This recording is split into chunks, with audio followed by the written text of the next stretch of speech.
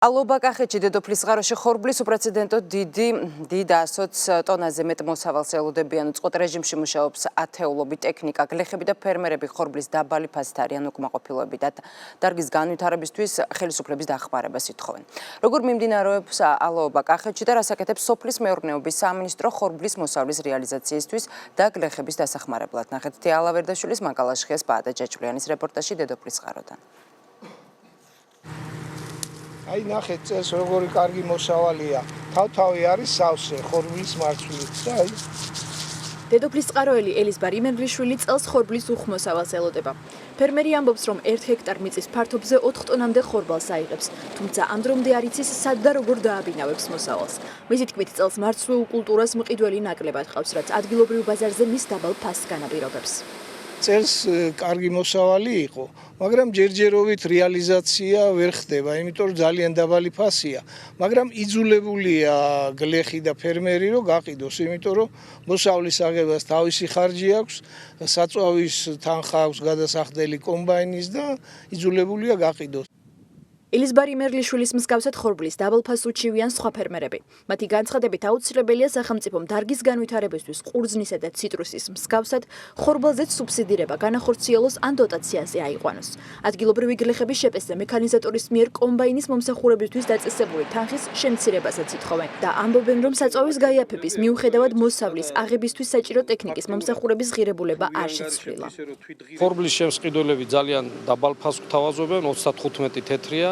რაც მიმაჩნია, რომ ეს ძალიან ცოტა დაბალია და თუ გავითვალისწინებთ, რომ წინა წლებში მოსავალი არ ქონდა, ეს ფაქტიურად დასჭირდება იმ ძველი ბანკის სესხების დაფარვას და თვითღირებულების დაფარვას. განვითარების გადავხადი 90 ლარი ერთ გექტრის აღებაში.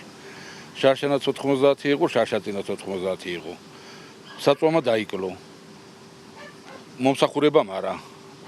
თუ შეიძლება რაღაცა დაგეხმარება და დაიკლოს ამ მომსახურებამ. დედოფლის წყაროს მუნიციპალიტეტის გამგებელი აღნიშნავს, ამ დროისთვის ხორბლის მოსავლის ასაღებად რაიონში 80-მდე კომბაინი უწყვეტ რეჟიმში მუშაობს. იმისათვის, რომ უპრეცედენტოდ დიდი მოსავლის დაბინავება დროულად მოხდეს, ცენტრალური ხელისუფლების დახმარებით დამატებითი ტექნიკა აზერბაიჯანიდანაც შემოვიდა. წელს გვაქვს ზღვა მოსავალი, ძალიან კარგი მოსავალი არის და იმისთვის რომ მოსავლის დიდ მასას დროულად მივხედოთ და არც ერთი ფერმერი, არც ერთი გლეხი არ დარჩეს მოსავლის აღების გარეშე, ჩვენ შუამდგომლობით მთავრობამ გააკეთა ის, რომ აზერბაიჯანიდან შემოიყვანა 30 ახალი კომბაინი, უწყვეტ რეჟიმში მიმდინარეობს ალოობის პროცესი და დარწმუნებული ვარ, რომ ძალიან მალე მაქსიმუმ 2 კვირაში ალბათ მთლიანად დასრულდება მოსავლის აღება.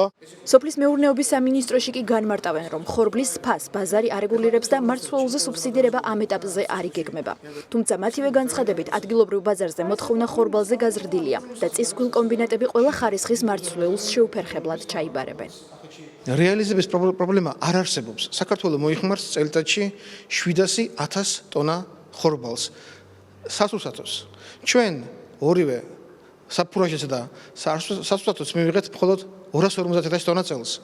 ანუ შეხედეთ როგორი დეფიციტია ხორბლის ნაწილში.